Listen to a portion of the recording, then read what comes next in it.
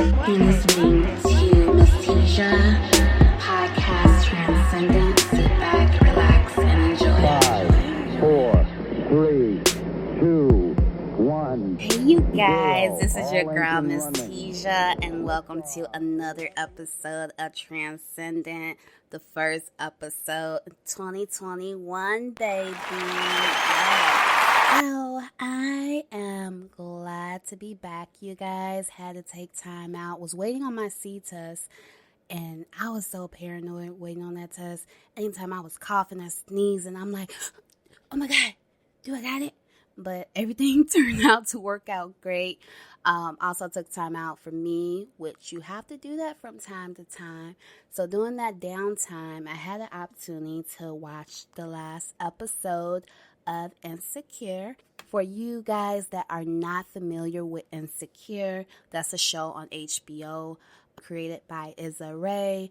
I love her so much. I love her work. Just to sum up the show, basically it's about two best friends. They cope with an endless series of uncomfortable everyday experiences.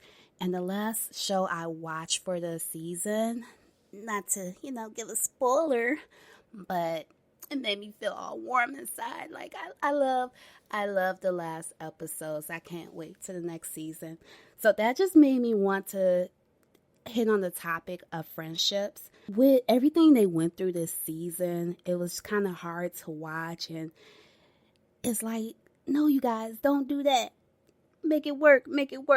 They really did demonstrate this season just how emotionally damaging it can be when you fall out with your friends. Molly character on the show, she's more judgmental and unable to see her own ways and flaws.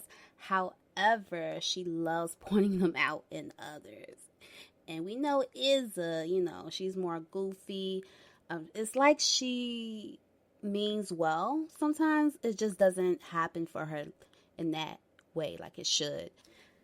I have a friendship breakup story. It's hard when you lose a friend.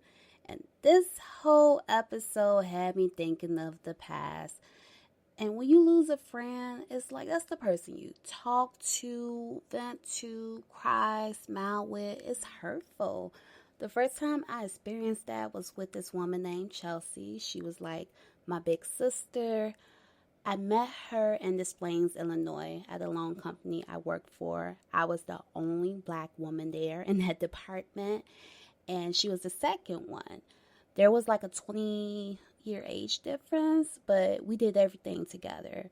Fast forward, I want to say a year or so, I got in some trouble. She was there with me every step of the way. Like from that point on, I'm like, this my homie, this is my best friend, this is my big sister, she's my ride or die, she's gonna be in my life forever.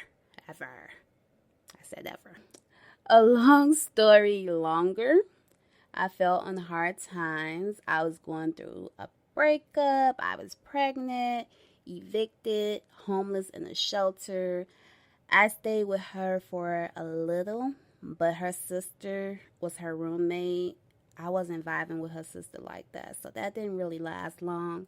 I ended up going to the shelter fully. I had a curfew, and when I was pregnant, I was tired. You could get maybe an hour out of me before I would sleep again. That's just how I was when I was pregnant.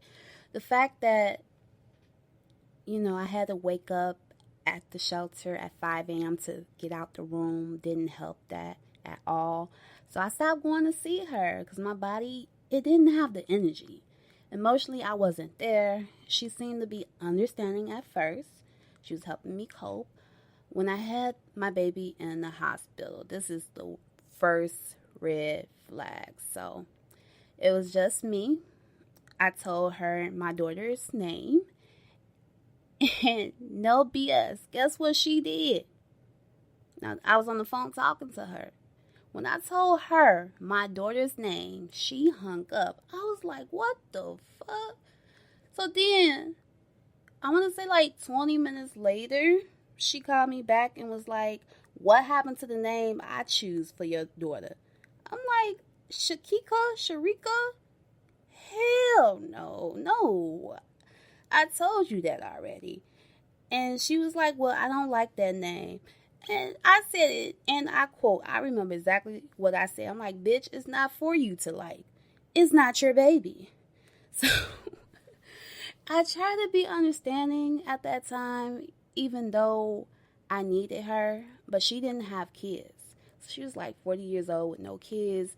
And I'm like, okay, maybe she really just wanted to live through me. And I was trying to be just sincere about it and not be judgmental. So anyway, after that, she went through her own hard time. The man she spoke so highly of found out he had a baby on the way with his already baby mama. Ooh, child. The drama. The drama. Alright, so instead of her owning it, because you know how most females, they vent to their friends and cry, and that's supposed to be your safe haven. She did the total opposite. She decided to be angry at everybody, including me. So before I had a car, I took the bus everywhere. Of course, I don't even know how much it costs to get on the bus nowadays, but that's just a side note. So she called me when I was on the bus. I was coming from the grocery store. I remember this like it was yesterday. The prior day, she asked if she could buy my big screen TV. It was stored at her house, but I let her use it, you know. I told her, no, I'm not selling it because honestly, that TV is sentimental. It reminded me of good times in my life. Okay, side note for real here. I know y'all gonna say, well, wasn't you in the shelter, broke, etc.? Yeah, at first I was, but at that time I had money coming in, okay? And another side note, really, Miss Teazeya, are you gonna say the TV, the big screen TV was sentimental? Yes, it was, okay? That's the story I'm sticking with. Now back to the BS. Here we go. So she got mad when I said no, and I was like, I can't wait until you get your stuff. Yeah, I just had a flashback. So I was clueless, stressed already, confused at her anger. I'm thinking maybe she mad because I stopped going to her house, but I was tired. No, I didn't name my baby the name she wanted. Yes, she was going through her own BS, so I tried to be understanding. I felt like that was a lack of empathy for my situation. It's easy for you to have a friendship when everything is going good in your life. It really, truly is. And I was blindsided when that happened. I was numb because I was going through so much. I didn't let people in like that. So when that BS happened, I'm like, I'm good. I'm fine with playing video games and Netflix and chill and doing things with my kids. I'm good on friends. I'm good on females. So now that I'm older, I realized it was a situation she was going through. She didn't have kids, and the man she loved had a kid with someone else while they were together, and it hurts. I've been in that situation before, so I know how bad that hurts. I just wish she would have just opened up, let me in, and told me how she feels instead of just using her anger to get past the situation. And I love her. I do miss her. I will always have love for her. But that was a messed up situation. Like, I needed her too. We needed each other, actually. So you would think that we would have been there for each other, made up. But when she did that, I just kept my distance. Man, that's crazy when I think about that situation. She did not want anybody to see her cry. She chose to go with anger. And if that's what gets her through her life, so be it. You know, that's not my life, that's her life. To this day, I'm not sure what happened to her. I'm not sure if she's doing okay. I haven't spoken to her after that incident. And that was like 10 years ago. Or was it? Yeah, about 10 years ago, a decade ago. So we sometimes have misunderstandings. I was a hothead at the time. My favorite word was bitch and fuck you. I'm glad that situation didn't escalate because I was on, I was hot in the law system at that time. So look at God, look at God. That friendship, it did give me trust issues. It took a long time for me to open up to females again. If it wasn't for my cousin, then at that time, and then I started working as a paralegal at this law firm, and I met some beautiful, loving women. I met Chantel. Her spirit was just so pure. Rest in peace, baby girl. Sheena, Vester.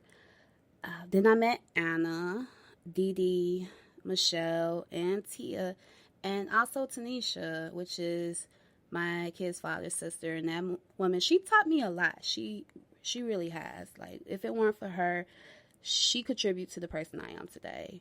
Like, much love to her. Even though we don't see eye to eye all the time, I will always have respect and love for her. Those people, they help heal me.